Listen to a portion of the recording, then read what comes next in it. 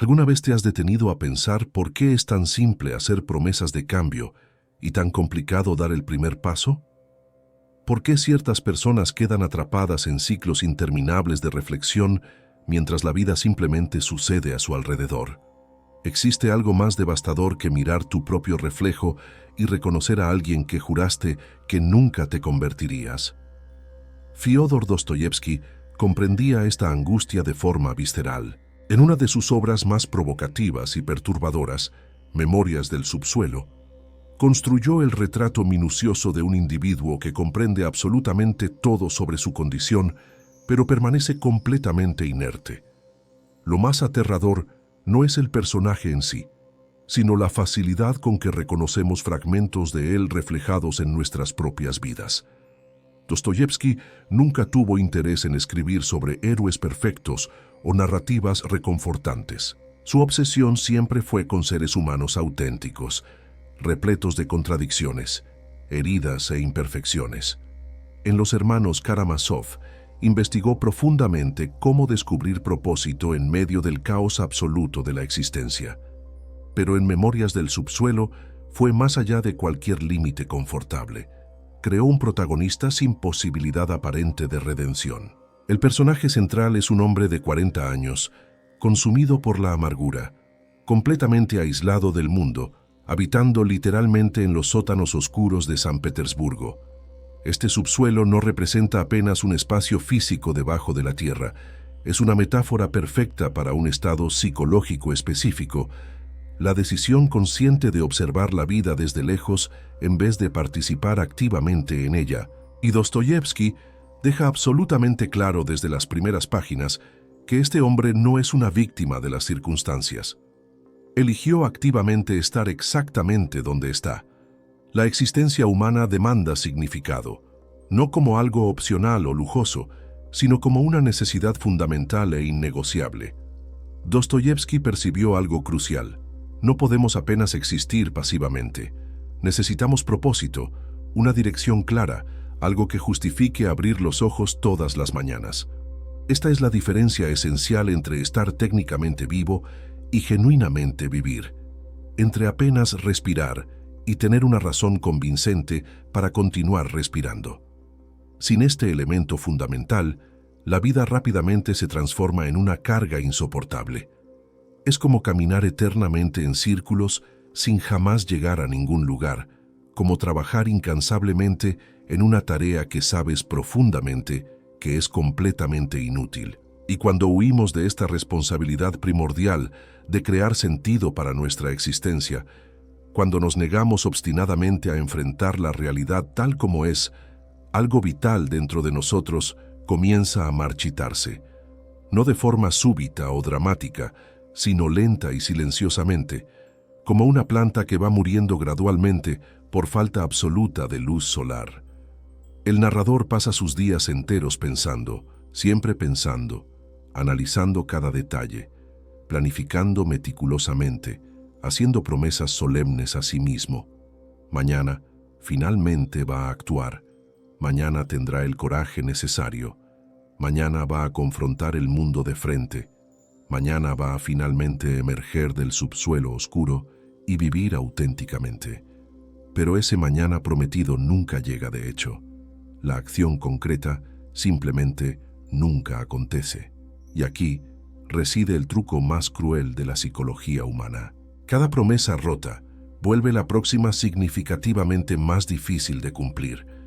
No porque el mundo exterior haya cambiado drásticamente, no porque las circunstancias hayan empeorado objetivamente, sino por una razón mucho más dolorosa. Dejas de confiar en tu propia palabra. Te transformas gradualmente en una persona en la cual tú mismo ya no crees. Y cuando esta confianza fundamental en ti mismo desaparece, cuando te conviertes en alguien que hace promesas, pero nunca las cumple, algo esencial se rompe internamente. El autorrespeto simplemente se evapora. La confianza interna desaparece por completo. Y entonces te encuentras atrapado, pero no en cadenas impuestas por fuerzas externas.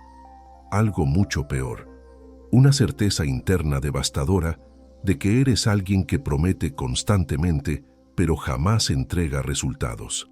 Alguien que sabe exactamente lo que debería hacer, pero siempre encuentra una justificación elaborada para evitar hacerlo. Existe una división fundamental en el mundo. De un lado, existen personas que actúan. Del otro, personas que piensan excesivamente sobre actuar. Y aquí mora una ironía profunda y perturbadora. Quien actúa generalmente no gasta tiempo infinito pensando sobre la acción en sí. Simplemente actúa. Comete errores inevitables, aprende con ellos, intenta nuevamente con un enfoque diferente. En contraste absoluto, quien piensa demasiado sobre actuar casi nunca realmente actúa. Porque siempre existe un análisis adicional por hacer, siempre hay un ángulo diferente por considerar, siempre existe un problema potencial adicional por anticipar. El hombre del subsuelo observa esto con claridad cristalina. Él ve personas viviendo sus vidas, cometiendo errores, levantándose e intentando nuevamente. Y las odia profundamente.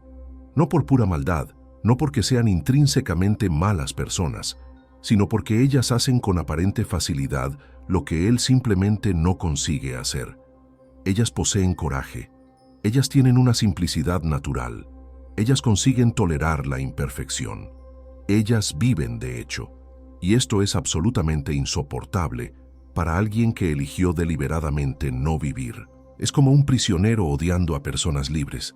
No porque la libertad sea mala o peligrosa, sino porque la libertad de ellas expone brutalmente su propia prisión autoimpuesta, porque la mera presencia de ellas funciona como un recordatorio constante y doloroso de lo que él podría ser, pero eligió activamente no ser.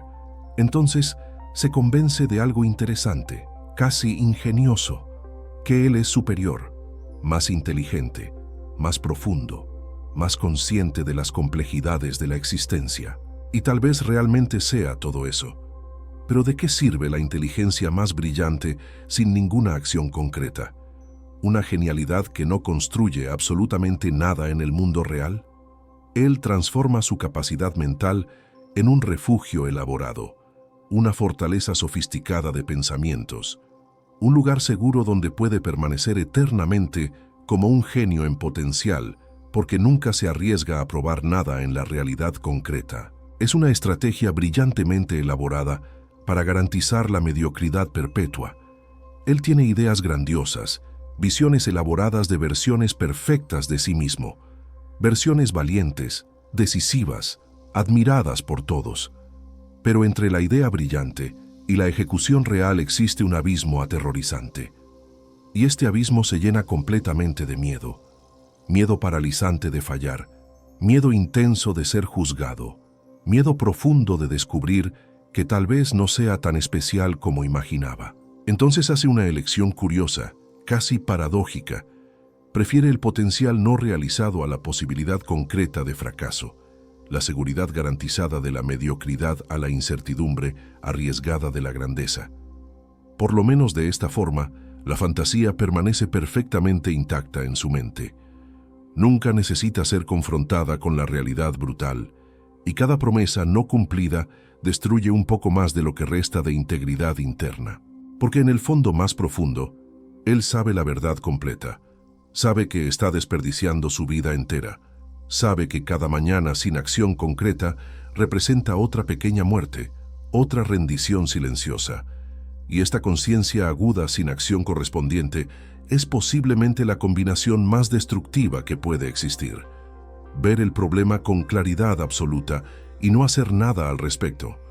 Entender perfectamente lo que necesita cambiar y permanecer completamente inmóvil. Esto no es simplemente debilidad, es autosabotaje deliberado y consciente.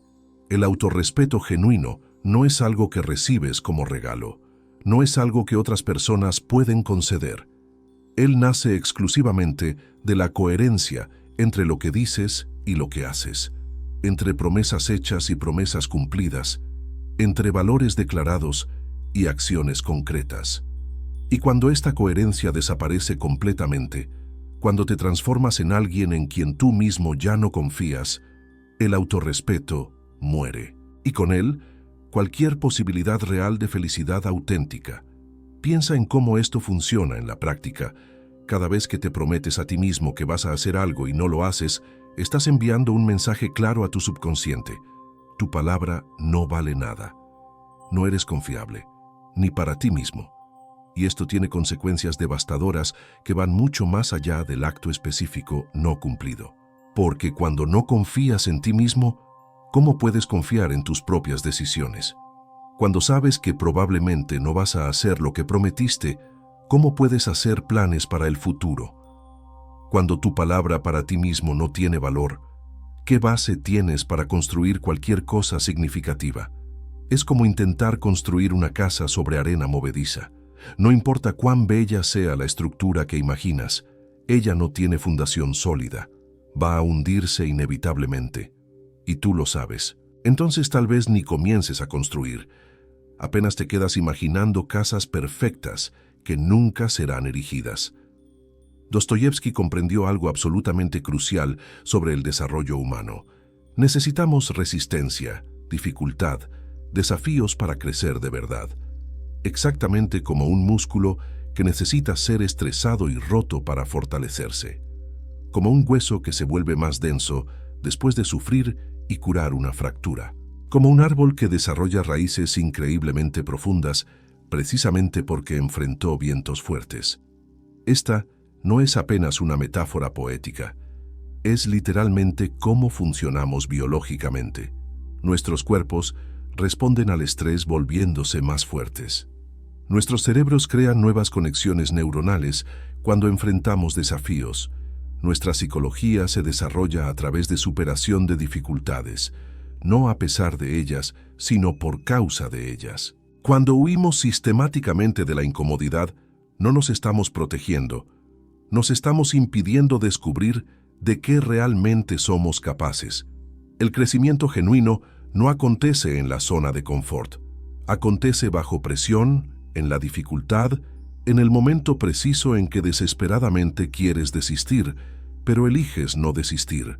Y aquí está algo que muchas personas no entienden. La incomodidad no disminuye con la evitación, en verdad aumenta. Cada vez que evitas algo que deberías enfrentar, ese algo se vuelve mayor en tu mente, más aterrorizante, más imposible. La montaña que podría haber sido escalada hoy se transforma en una cordillera imposible mañana. El coraje no es algo con lo cual naces listo. Es una habilidad que se desarrolla a través de la práctica consistente. Pequeños actos de valentía repetidos constantemente hasta volverse naturales. Como aprender cualquier habilidad nueva. La primera vez es absolutamente aterrorizante. La 10ª vez es incómoda. La 100ª vez parece natural. Pero si siempre eliges el camino más seguro, el coraje se atrofia como un músculo completamente no utilizado, como un idioma que estudiaste pero nunca practicaste. Y con el tiempo, hasta las cosas más simples comienzan a parecer imposibles de realizar. El patrón se refuerza constantemente. La huida se transforma en identidad. La cobardía se vuelve tu estado natural. Y eventualmente ni recuerdas más cómo es ser valiente. Puedes comenzar a creer que siempre fuiste así, que naciste así, que es tu naturaleza fundamental ser ansioso, evitativo, paralizado. Pero esto es una mentira. Es el resultado de años de condicionamiento, de años haciendo elecciones consistentes en una dirección. Y si elecciones en una dirección te trajeron aquí, elecciones en la dirección opuesta pueden llevarte a otro lugar. Existe un momento específico en el libro que ilustra esto de forma devastadora. Él encuentra antiguos compañeros de escuela, personas que conoció cuando todavía tenía esperanza genuina, cuando todavía creía que podría hacer algo significativo con su vida, cuando todavía existía una versión de él que no era completamente patética y digna de pena. Pero ahora, frente a ellos, se siente pequeño, insignificante, un fracaso completo ambulante. Ellos están viviendo vidas reales, tienen empleos, relaciones, problemas concretos, victorias tangibles. ¿Y él tiene qué exactamente? Un cuarto oscuro y una mente absolutamente repleta de excusas elaboradas, fantasías sofisticadas que jamás se vuelven realidad. ¿Y qué hace en esta situación? Absolutamente nada. No confronta la sensación horrible, no intenta afirmarse de forma alguna, no expresa sus verdaderas opiniones o sentimientos, apenas sonríe mecánicamente, concuerda pasivamente, se somete completamente, acepta cada humillación en silencio, traga cada insulto sutil, cada broma que expone su completa insignificancia. Este patrón de comportamiento no es accidental. Es el resultado de años practicando la sumisión, años eligiendo el silencio en vez de la afirmación, años tragando palabras que deberían ser dichas. Y cada vez que haces esto, se vuelve un poco más fácil hacerlo de nuevo. El músculo de la asertividad se atrofia, la habilidad de defenderse desaparece, hasta que ni reconoces más que tenías la opción de responder diferentemente. Se vuelve automático. Alguien te insulta o falta el respeto y automáticamente sonríes y aceptas. Ni pasa por tu cabeza que podrías responder, que podrías defenderte, que podrías simplemente salir de la situación. El patrón está tan arraigado que parece ser quien eres fundamentalmente, en vez de ser simplemente lo que practicaste hacer. Y después, solo en la oscuridad familiar, se tortura mentalmente con pensamientos sobre todo lo que debería haber dicho, todo lo que debería haber hecho. Crea conversaciones enteras y elaboradas en su imaginación, donde es valiente, donde se impone con firmeza, donde es genuinamente respetado. Pero estas conversaciones existen exclusivamente en su mente.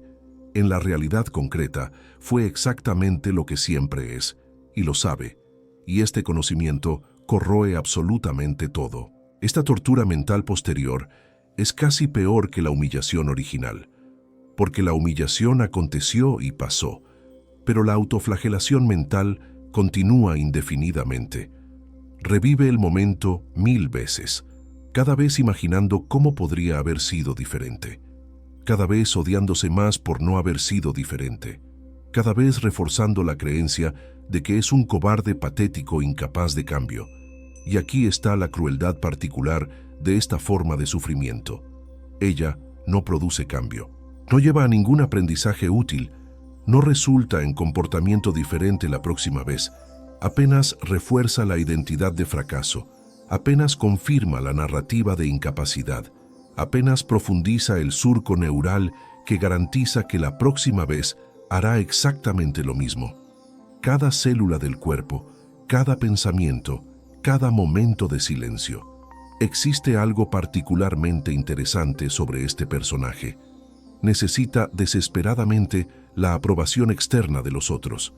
Quiere ser admirado y valorado, pero se desprecia tan profundamente que no consigue creer que alguien realmente le guste de forma genuina. Entonces actúa de maneras extrañas e incómodas, y cuando las personas naturalmente reaccionan negativamente, usa esto como prueba definitiva. ¿Viste? Siempre supe que nadie nunca me aceptaría verdaderamente. Es un ciclo absolutamente perfecto y autosostenible. Él mismo crea todas las condiciones necesarias para ser rechazado, y entonces usa este rechazo previsible para justificar continuar escondido en el subsuelo. La profecía se autocumple perfectamente porque él mismo la escribe con sus propias acciones. Esta necesidad desesperada de validación externa viene directamente de la ausencia completa de validación interna. Cuando no te respetas, cuando no confías en ti mismo, cuando no crees en tu propio valor fundamental, te vuelves desesperado para que otros digan que vales algo, porque solo simplemente no consigues creer eso. Cada elogio se transforma en una droga temporaria, una dosis rápida que alivia el dolor por algunos momentos breves. Cada crítica se vuelve una puñalada mortal. Prueba definitiva e irrefutable de que siempre tuviste razón sobre ti mismo. Entregas todo el poder a opiniones de otras personas, te vuelves rehén de una validación que nunca consigues controlar, pero nunca es suficiente, nunca dura tiempo suficiente, porque en el fondo más profundo, sabes que no mereces el elogio. Sabes que estás engañando a las personas, que si ellas realmente te conocieran completamente, si vieran todas tus debilidades, todas tus cobardías, todas tus promesas rotas, definitivamente no te admirarían. Entonces cada validación externa es apenas un alivio temporario, un aplazamiento del inevitable momento de descubrimiento de que eres un fraude completo. Y esto crea un ciclo vicioso devastador. Cuanto más necesitas la aprobación externa, menos consigues realmente creer en ella cuando la recibes, porque sabes profundamente que no es merecida. Pero existe algo aún más destructivo aconteciendo, algo que prácticamente garantiza la prisión perpetua. Se niega completamente a asumir responsabilidad por su propia vida. La sociedad es corrupta e injusta. Las personas son estúpidas y superficiales. El mundo entero es fundamentalmente injusto. Los padres fallaron terriblemente con él. Las circunstancias eran imposibles de superar. Nació en el lugar equivocado, en la época equivocada, con las cartas completamente equivocadas. Siempre existe alguien o alguna cosa para culpar. Siempre hay algo fuera de él para responsabilizar por el fracaso. Y mientras apunta el dedo acusador hacia afuera, nunca necesita mirar honestamente hacia adentro. Nunca necesita admitir su propia participación activa en el desastre. Nunca necesita enfrentar la verdad más dolorosa de todas, que él eligió esto, día tras día, momento tras momento, decisión tras decisión. Esta negativa fundamental en aceptar responsabilidad garantiza que absolutamente nada cambie. Porque si el problema está siempre localizado fuera de ti, entonces no tienes poder alguno. Eres una víctima eterna, completamente impotente, a merced de fuerzas externas que nunca consigues controlar. Es una posición extrañamente confortable en cierto sentido, porque víctimas no cargan responsabilidad real. No necesitan actuar concretamente, pueden apenas sufrir pasivamente y reclamar y esperar que alguien eventualmente resuelva los problemas. Pero también garantiza miseria absolutamente perpetua. Porque mientras te veas como víctima pura, no tienes poder alguno para cambiar tu situación. Pero si reconoces tu propia responsabilidad real, si admites honestamente que elecciones importan fundamentalmente, que acciones tienen consecuencias reales, que tienes poder genuino sobre tu propia vida, entonces súbitamente todo es completamente diferente. ¿Aterrorizante? Sí, absolutamente, porque ahora no existen excusas convenientes, no existe nadie para culpar. Si tu vida está mal, es porque tú la hiciste mal a través de tus elecciones, y esto duele profundamente, pero también libera completamente, porque si eres responsable por el problema, entonces también puedes crear la solución. Si tienes poder para destruir tu vida, tienes poder exactamente igual para reconstruirla. Y este es el desplazamiento fundamental que separa a quien crece de quien permanece eternamente estancado. Y entonces llega el momento más doloroso de todo el libro. Encuentra a Lisa, una joven prostituta, y algo absolutamente extraño acontece. Por un breve instante, parece genuinamente humano, real, vulnerable. Ofrece palabras sinceras de consuelo. Habla sobre posibilidades reales, sobre una vida diferente, sobre esperanza genuina. Y por un momento fugaz, casi crees que puede cambiar de verdad, que existe una posibilidad real de salvación. Lisa se agarra desesperadamente a eso. Ella ve en él algo que él no consigue ver en sí mismo. Esperanza, posibilidad, humanidad auténtica. Y cuando ella viene a buscarlo, cuando ofrece amor real, vulnerabilidad genuina, conexión humana auténtica, hace algo absolutamente devastador. No apenas la rechaza.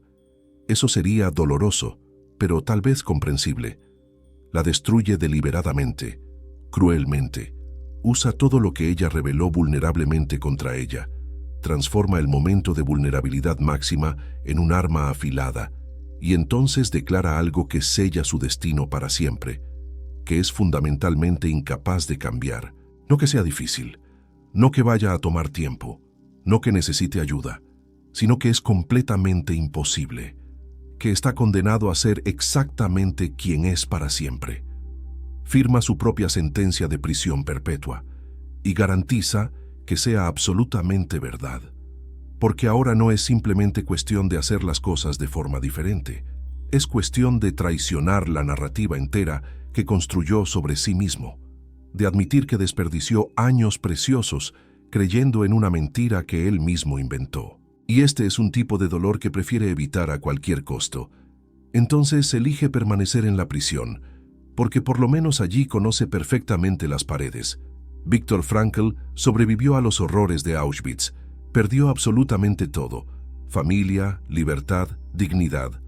Fue reducido a menos que humano, tratado como animal, como número, como cosa descartable, despojado de todo lo que lo definía como persona.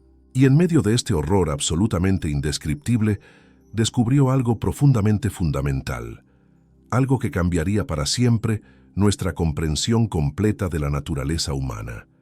Que incluso en la situación más extrema imaginable, todavía tienes una libertad que absolutamente nadie puede quitar. La última libertad humana. La libertad de elegir tu actitud, de encontrar significado hasta en el sufrimiento más absurdo, de decidir lo que la experiencia significa. No podía elegir estar allí. No podía elegir el tratamiento que recibía. No podía elegir si viviría o moriría, pero podía elegir cómo reaccionar internamente, cómo interpretar la experiencia, cómo dar significado al sufrimiento. Y esta libertad, esta responsabilidad absolutamente fundamental, es lo que nos separa de los animales, lo que nos vuelve verdaderamente humanos. No nuestra inteligencia superior, no nuestra capacidad de pensar abstractamente, sino nuestra capacidad de elegir, de dar significado, de crear propósito donde no existe ninguno naturalmente. Y si Frankl consiguió hacer esto en Auschwitz, si consiguió encontrar dignidad en medio del horror absoluto, entonces, ¿qué excusa tenemos nosotros? ¿Qué circunstancias en nuestras vidas confortables son realmente peores que un campo de concentración? Y aún así, ¿cuántos de nosotros desperdiciamos completamente la libertad que él nunca tuvo? ¿Cuántos elegimos activamente la victimización cuando tenemos todas las condiciones posibles para elegir el crecimiento? El camino más rápido para la infelicidad profunda no es ser odiado, no es ser pobre, no es tener mala suerte, no es nacer en las circunstancias equivocadas, es despreciarse completamente, perder todo respeto por ti mismo. Porque cuando esto acontece, absolutamente nada más importa. Puedes tener dinero abundante, puedes tener éxito aparente e impresionante, puedes hasta tener personas que dicen amarte, pero si miras en el espejo y ves a alguien que desprecias profundamente, alguien en quien no confías mínimamente, alguien que sabe ser fundamentalmente cobarde, nada de esto hace diferencia alguna. Cargas una prisión interna que va contigo para absolutamente todo lugar, para toda situación, para toda relación. No importa dónde estás físicamente, no importa quién está a tu lado, no importa qué conquistas externas acumulas. La prisión viaja contigo. Eres simultáneamente tu propio carcelero, tu propio juez, tu propia sentencia. Y no existe escape posible porque estás intentando huir de ti mismo. Y para donde quiera que vayas, allí estás tú, con todas tus fallas, con todas tus promesas rotas, con todo tu potencial completamente desperdiciado. El hombre del subsuelo es extraordinariamente inteligente, muy inteligente, y usa esta inteligencia de forma absolutamente destructiva. Crea argumentos filosóficamente elaborados para justificar la inacción completa. Desarrolla una visión de mundo sofisticada que transforma su pasividad en algo casi noble. Transforma debilidad en supuesta sabiduría profunda, cobardía en supuesta conciencia superior, parálisis en supuesta profundidad filosófica. Y cuanto más inteligente es, más convincentes son sus argumentos, más sofisticadas sus excusas, más elaboradas sus racionalizaciones. Esta es la soberbia intelectual en su forma más peligrosa y destructiva. Usar la inteligencia no para mejorar la vida concretamente, no para resolver problemas reales, sino para justificar el estancamiento completo, para crear una falsa superioridad que compense la sensación interna devastadora de fracaso total. Es orgullo completamente vacío, construido sobre potencial nunca realizado. sobre posibilidades jamás probadas, sobre una versión idealizada que existe exclusivamente en la imaginación, como tener todas las herramientas necesarias para construir una catedral magnífica y deliberadamente elegir construir una prisión oscura. Se considera fundamentalmente superior a los otros, más profundo, más consciente, más sensible a las complejidades de la existencia. Y tal vez realmente sea. Tal vez vea cosas que otros no consiguen ver, pero toda esta profundidad no produce absolutamente nada, no construye nada, no ayuda a nadie, ni siquiera a sí mismo. Su genialidad se transforma en una carga pesada e insoportable, un recordatorio constante de todo lo que podría haber hecho pero nunca hizo, de todo lo que podría haber sido pero nunca fue.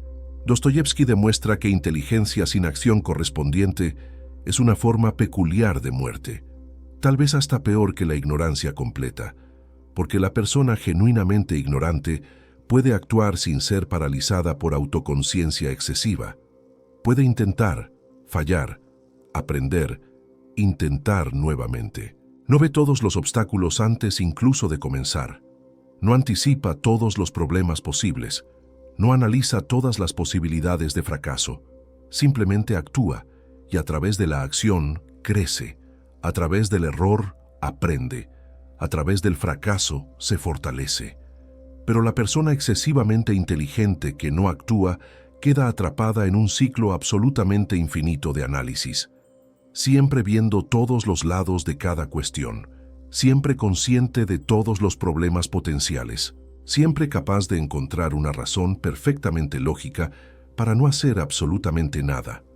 Ve obstáculo donde otros ven posibilidad, ve amenaza donde otros ven desafío, y esta capacidad de ver obstáculos se vuelve una maldición terrible cuando no está acompañada por el coraje de enfrentarlos. Se transforma en parálisis disfrazada de sabiduría, cobardía disfrazada de prudencia, miedo disfrazado de realismo. Y cuanto más inteligente es la persona, más convincentes son las racionalizaciones elaboradas, más sofisticadas las excusas, más elaboradas las justificaciones para la inacción perpetua. Rechaza categóricamente cualquier consejo, desprecia sugerencias, ignora completamente cualquier intento de ayuda, porque aceptar ayuda sería admitir que la necesita, sería reconocer que no tiene todas las respuestas, sería renunciar a la ilusión de superioridad que sustenta su identidad entera. Y sin esta ilusión confortable, ¿qué resta? Apenas un hombre común, con problemas absolutamente comunes, viviendo una vida mediocre. Y esto es completamente inaceptable para alguien que construyó su identidad entera sobre ser diferente, especial, superior. Entonces permanece cerrado, encerrado en su propia mente, convencido de que sabe más que todos, incluso mientras la vida se desmorona alrededor, incluso mientras cada decisión lo hunde más profundamente, incluso mientras se vuelve cada vez más obvio que el camino no está funcionando. Prefiere hundirse con orgullo intacto que aceptar un salvavidas que amenace la narrativa sobre sí mismo. Esta rigidez mental es una de las peores tragedias humanas.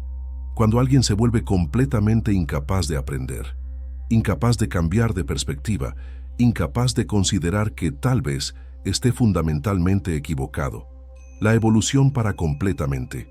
El crecimiento se vuelve imposible.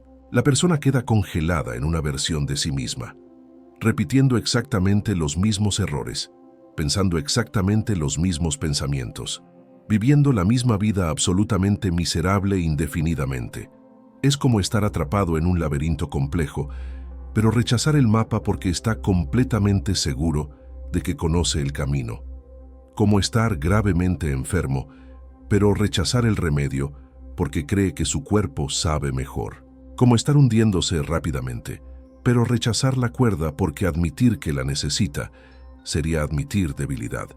Es una forma de suicidio extremadamente lento, no del cuerpo físico, sino de la posibilidad, de la capacidad de volverse algo más de lo que eres actualmente.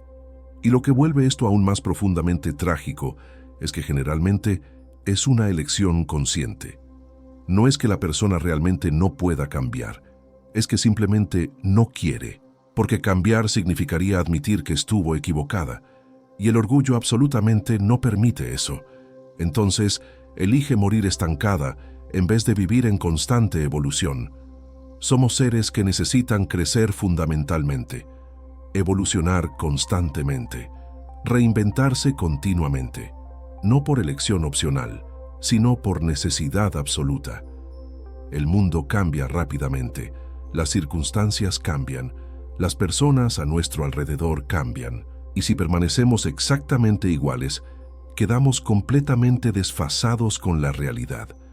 Nos volvemos obsoletos, como software que nunca es actualizado, como un mapa de un territorio que no existe más, como conocimiento que era verdad en el pasado, pero ya no lo es más.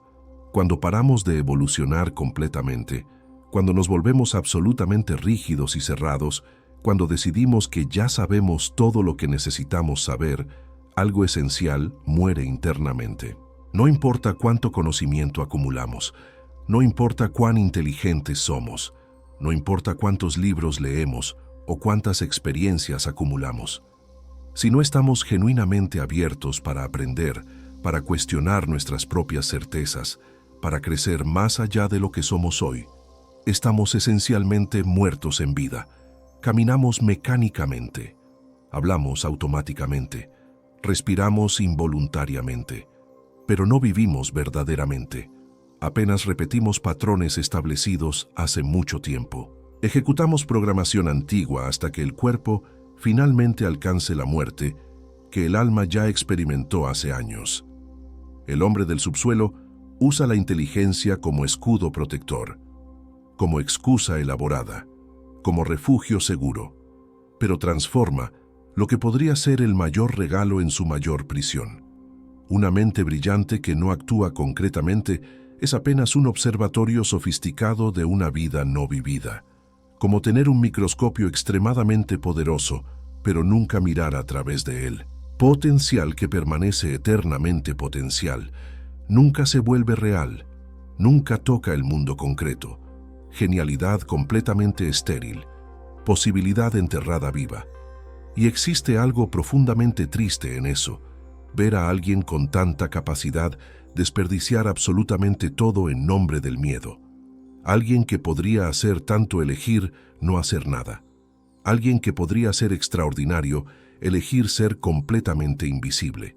Pero entiende claramente, Dostoyevsky no creó este personaje para que simplemente lo juzgáramos moralmente.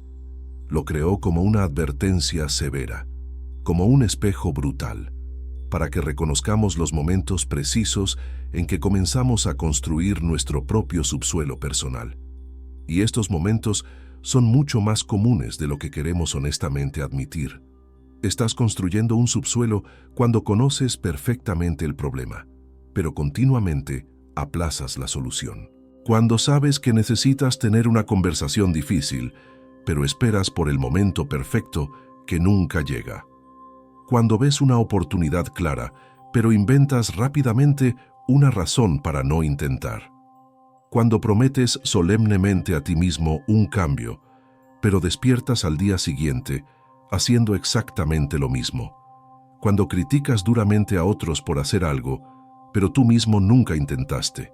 Cuando usas tu inteligencia para explicar elaboradamente por qué no puedes, en vez de descubrir creativamente cómo puedes.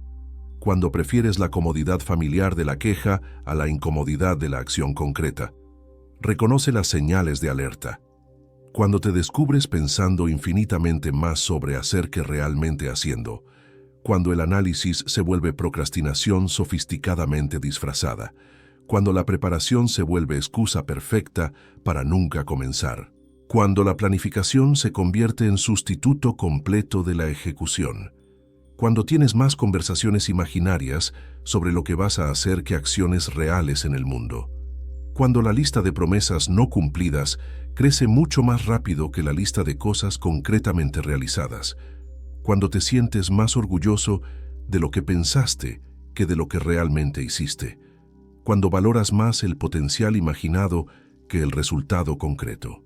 El subsuelo no se construye instantáneamente de una vez, se construye gradualmente, promesa por promesa rota, momento por momento de cobardía, elección por elección de evasión, como erosión lenta pero constante, como herrumbre que se esparce, como enfermedad silenciosa que solo percibes cuando ya está muy avanzada. Y cuanto más tiempo pasa, más difícil se vuelve salir, no porque sea objetivamente imposible, sino porque simplemente te acostumbras. La oscuridad se vuelve familiar y hasta reconfortante. La prisión se transforma en hogar y comienzas a tener miedo de la luz, miedo de cómo será salir finalmente, miedo de descubrir cuánto tiempo desperdiciaste inútilmente. Entonces, eliges quedarte, porque por lo menos aquí conoces perfectamente todas las paredes, pero existe una diferencia absolutamente crucial entre el hombre del subsuelo y tú ahora mismo. Él declaró formalmente la imposibilidad completa del cambio, firmó su propia sentencia, cerró la puerta por dentro y tiró la llave para siempre. Tú todavía no hiciste eso, todavía no declaraste la imposibilidad, todavía no te rendiste completamente, y mientras no te hayas rendido totalmente, existe esperanza real. Mientras una parte de ti todavía genuinamente quiera salir, todavía quiera vivir auténticamente, todavía quiera ser más de lo que eres actualmente, la puerta permanece sin tranca definitiva, tal vez oxidada y difícil de abrir, pero no imposible. Todos ya fuimos un poco el hombre del subsuelo en algún momento, todos ya prometimos y no cumplimos, todos ya usamos la inteligencia para justificar elaboradamente el miedo, todos ya elegimos la comodidad de la inercia en vez de la incomodidad del crecimiento real. La diferencia fundamental es que algunos consiguen salir eventualmente. Encuentran el coraje para dar un paso concreto, aunque sea imperfecto, aunque sea con miedo, aunque sea sin garantías absolutas. Y este paso hace toda la diferencia. No porque cambie todo instantáneamente de una vez, no porque resuelva mágicamente todos los problemas, sino porque rompe definitivamente el patrón destructivo. Prueba a ti mismo que eres capaz. Reconstruye acción por acción la confianza en ti mismo que fue perdida. La lección es absolutamente clara. No puedes pensar tu salida de un problema creado fundamentalmente por falta de acción. No puedes analizar tu camino para fuera de la parálisis. No puedes intelectualizar tu liberación definitiva. El análisis tiene su lugar legítimo. El pensamiento tiene valor real. La comprensión es importante. Pero existe un punto específico en que más pensamiento se transforma apenas en procrastinación sofisticada. Otra forma ingeniosa de evitar lo inevitable. Otro mecanismo de escape disfrazado de preparación seria. La salida acontece a través de la acción concreta. Pequeños pasos valientes. Enfrentar el miedo en vez de huir de él constantemente. Hacer algo, cualquier cosa, que rompa el patrón establecido de inercia. Y no necesita ser grande o impresionante, no necesita ser dramático, no necesita impresionar absolutamente a nadie. Puede ser una conversación que aplazaste por meses, puede ser un email que necesitas enviar, puede ser una decisión que evitaste tomar, puede ser simplemente salir de casa cuando el cuerpo suplica quedarse. Puede ser decir sí cuando el instinto grita decir no. Puede ser hablar cuando el hábito arraigado es callar. Puede ser intentar cuando la certeza interna es fallar. Cualquier cosa que rompa el ciclo vicioso. Cualquier cosa que pruebe a ti mismo que realmente puedes hacer. Que tus promesas todavía significan algo. Que tu palabra todavía tiene peso real. Porque el autorrespeto no retorna instantáneamente de una vez. No es un interruptor que se enciende y apaga. Se construye gradualmente. Acción por acción. Promesa cumplida por promesa cumplida. Cada pequeño acto genuino de coraje adiciona una gota al reservorio completamente vacío. Y al comienzo parece que no hace diferencia alguna, como intentar llenar el océano con un cuentagotas. Pero con tiempo y consistencia, el nivel sube inevitablemente. La confianza retorna gradualmente, no como una explosión súbita, sino como un amanecer lento y gradual, hasta que un día miras y percibes que ya no eres más la misma persona, no porque tuviste una gran revelación mística, sino porque acumulaste 1000 pequeñas victorias que absolutamente nadie vio, pero que tú sabes que acontecieron. Y aquí está la verdad que el hombre del subsuelo nunca acepta. La verdad de la cual pasa el libro entero, huye desesperadamente. La verdad que podría liberarlo completamente si tuviera el coraje de enfrentarla honestamente. El respeto de los otros nace fundamentalmente del autorrespeto. Las personas no te respetan porque eres inteligente, no porque tienes ideas brillantes, no porque podrías hacer cosas increíbles algún día.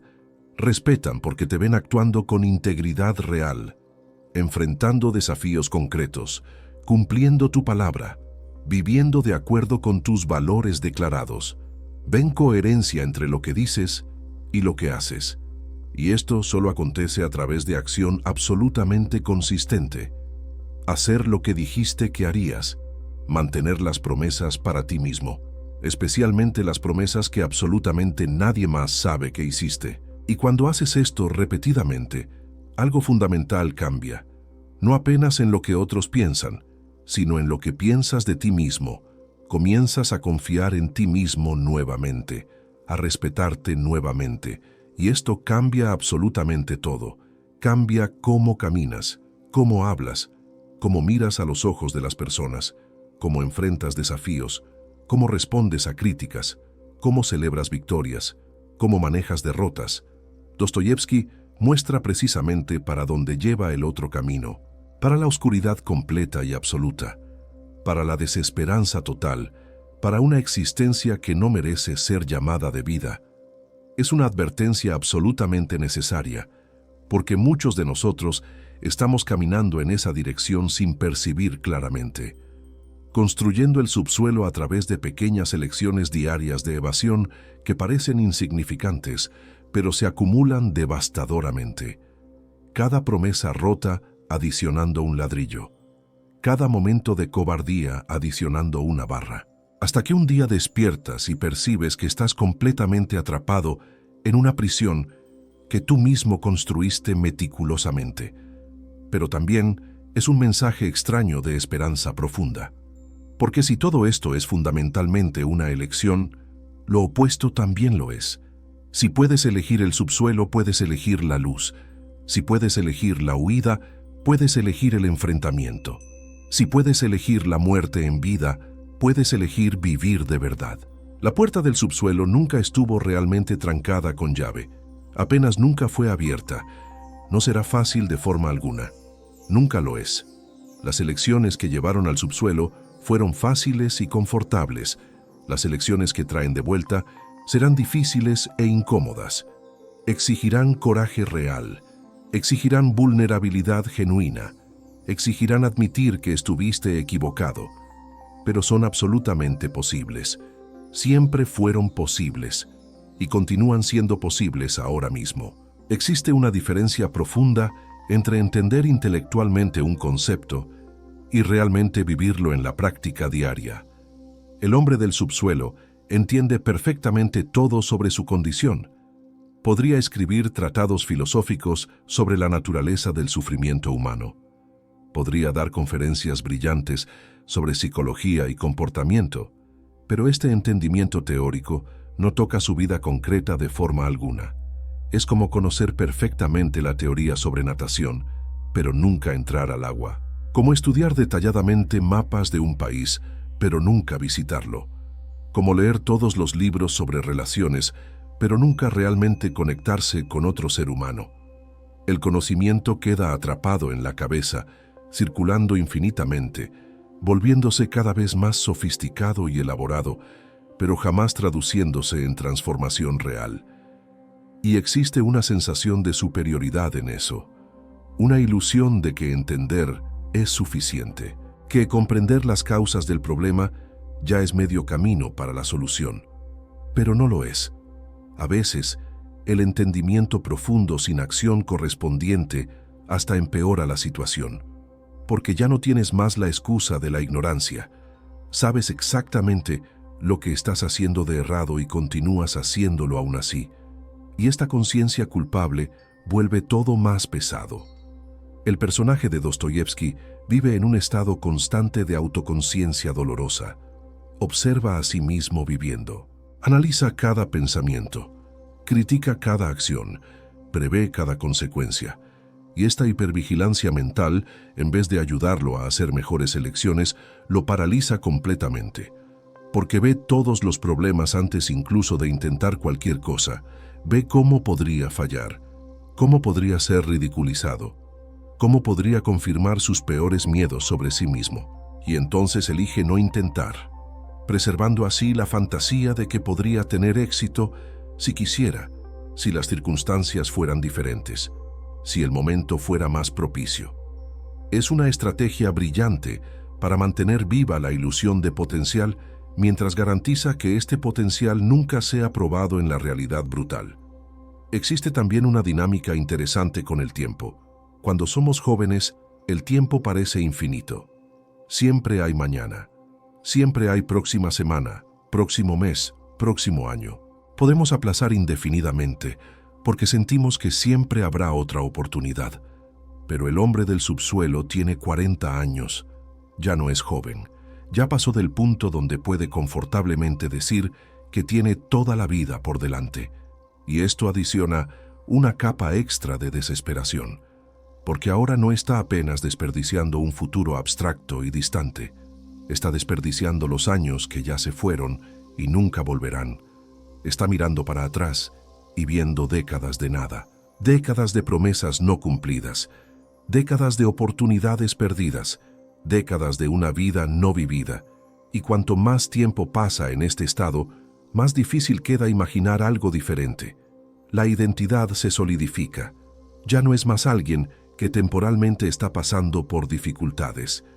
Es el hombre del subsuelo. Esto se volvió su esencia, su definición, quién es fundamentalmente. Y cambiar eso no sería apenas cambiar comportamientos o hábitos. Sería cambiar la identidad entera que construyó a lo largo de décadas. Sería reconocer que desperdició la mayor parte de su vida adulta, que las elecciones que hizo fueron erradas, que el camino que siguió llevó a ningún lugar. Y este tipo de admisión es casi imposible para el ego, porque el ego existe para protegernos, para mantener nuestra autoimagen intacta, para hacernos sentir que somos consistentes y coherentes. Admitir que estuvimos fundamentalmente errados por tanto tiempo amenaza esta coherencia, crea una crisis de identidad. ¿Quién soy yo si todo lo que creí sobre mí mismo estaba errado? Si toda la narrativa que construí era una mentira. Es más fácil, mucho más fácil, continuar en el mismo camino. Aunque sea un camino de sufrimiento, por lo menos es familiar, por lo menos sabes qué esperar. Dostoyevski también explora algo fascinante sobre la relación entre conciencia y felicidad. Existe una cierta ingenuidad necesaria para la felicidad, una capacidad de no pensar demasiado, de no analizar todo hasta la exhaustión, de simplemente vivir sin cuestionar constantemente cada elección, cada sentimiento, cada motivación. Las personas que el hombre del subsuelo envidia no son necesariamente más inteligentes o mejores que él, pero tienen esta simplicidad, esta capacidad de actuar sin torturarse con dudas infinitas, de sentir sin cuestionar constantemente la autenticidad del sentimiento, de vivir sin esta capa extra de autoconciencia que transforma cada experiencia en algo a ser analizado y disecado.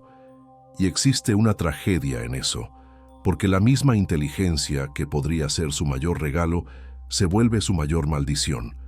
La capacidad de ver profundamente se transforma en incapacidad de vivir superficialmente cuando necesario.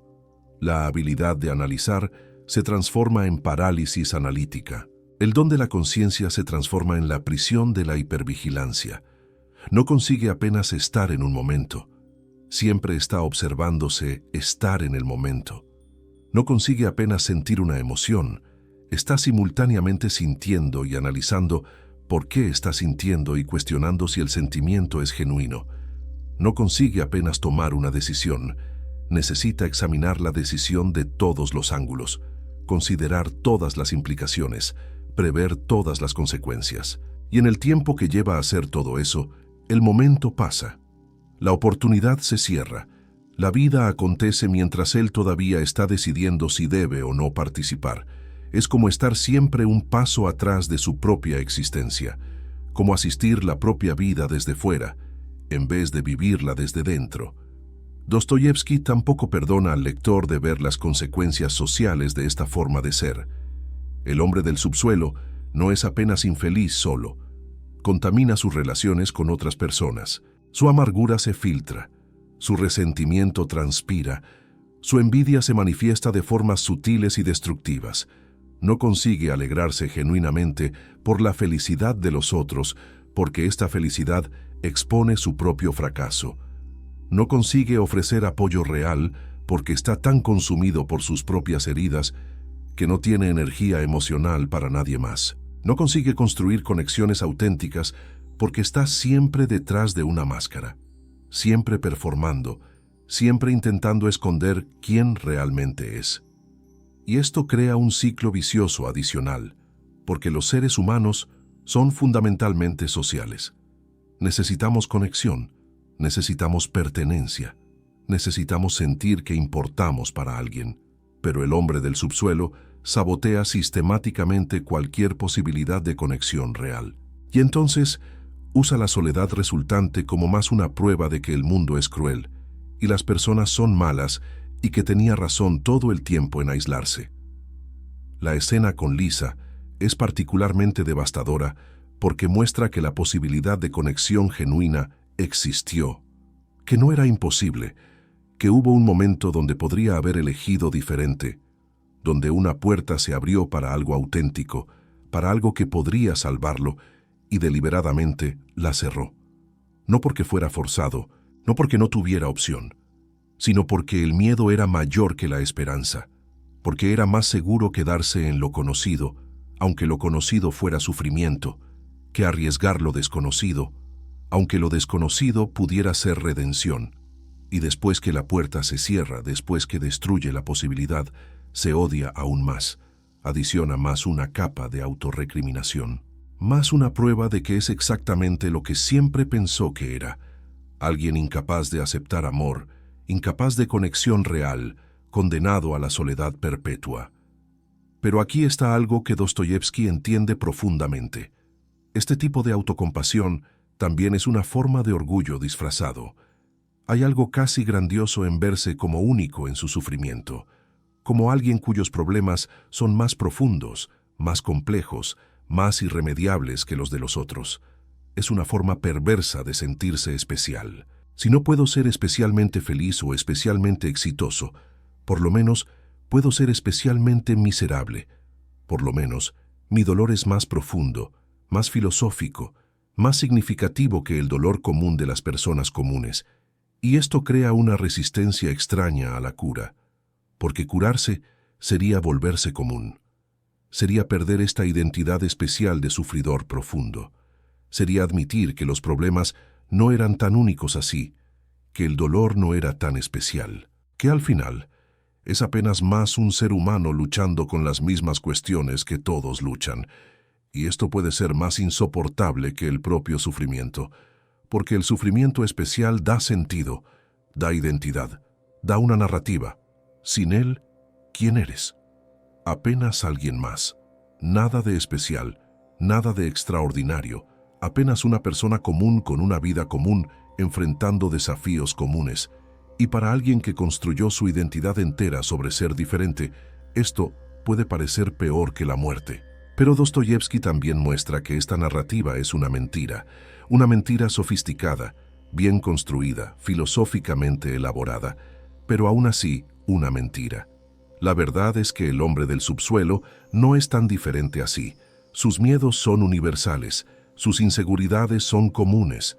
Su sufrimiento, a pesar de parecer único para él, es compartido por innumerables otros seres humanos. La diferencia no está en la naturaleza de los problemas, está en la respuesta a ellos. Algunas personas enfrentan los mismos miedos y eligen actuar a pesar de ellos. Sienten la misma inseguridad y eligen intentar aún así. Experimentan el mismo sufrimiento y eligen no dejar que defina toda su existencia.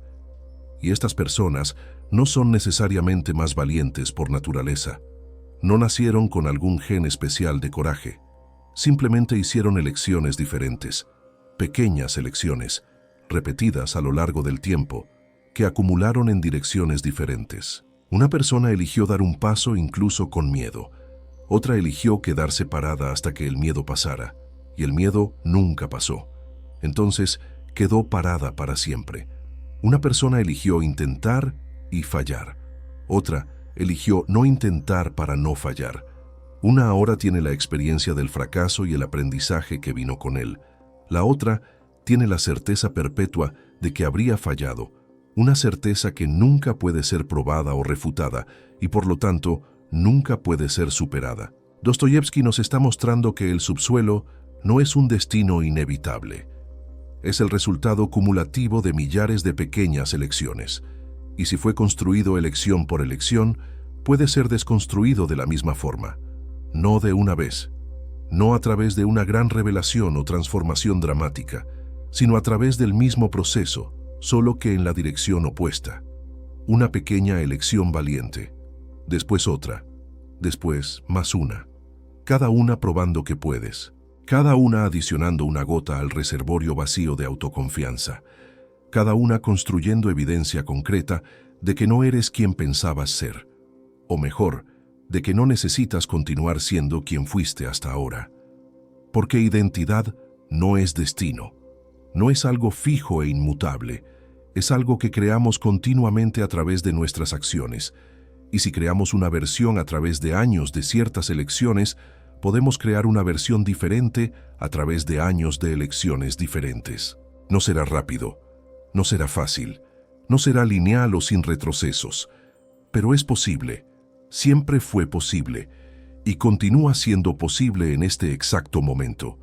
El primer paso no necesita ser perfecto, no necesita resolver todo, no necesita impresionar a nadie, solo necesita ser un paso, una acción concreta, una promesa pequeña, cumplida, una conversación difícil, enfrentada, un miedo antiguo, confrontado, y entonces otro, y otro, hasta que un día miras para atrás y percibes que ya no estás más en el subsuelo, no porque tuviste un momento mágico de liberación, sino porque diste tantos pequeños pasos que eventualmente encontraste la salida. Y la luz no es tan aterrorizante como imaginabas, y no eres tan frágil como pensabas, y la vida allá afuera, con todos sus riesgos e incertidumbres y posibilidades de fracaso, todavía es infinitamente mejor que la seguridad muerta del subsuelo. Este es el mensaje final que Dostoyevsky nos deja. No una promesa de que será fácil, no una garantía de que no vas a fallar, sino una afirmación de que es posible, que otros hicieron antes, que puedes hacer también, que la puerta siempre estuvo destrancada, que solo necesitas tener el coraje de abrirla y atravesarla, y que del otro lado, a pesar de todos los miedos, existe algo que el subsuelo nunca tuvo y nunca tendrá, la posibilidad real de vivir.